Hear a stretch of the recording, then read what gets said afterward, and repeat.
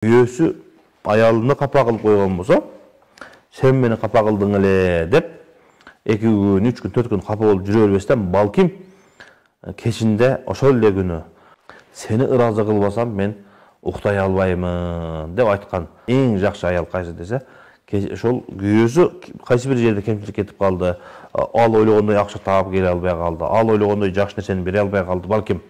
атайлап эмес, ушул аракет кылды, бирок жетпей калды. Ошондой болсо дагы көңүлүн ача албай калган болсо, ошол нерсеге капа болуп 2 күн, 3 күн, 1 жума айлап анын тетире карап жүрө бербестен, балким бир күн болсо дагы мен сенин ыраазычылыгыңы албасам көз жумуп уктай албаймын деп күйөөсүнө ыраазы кылып уктаган аял дейт. Бул дагы ошондуктан эң негизги болгон сыпаттардын бири. Күйөөсүнө жакындап, кемчилик күнүмдүк турмуштагы кээ бир уруш талаш келишпестиктерге карабастан күйөөсүнө жакындап, адайым сүйүүсүнө арнап турган аял.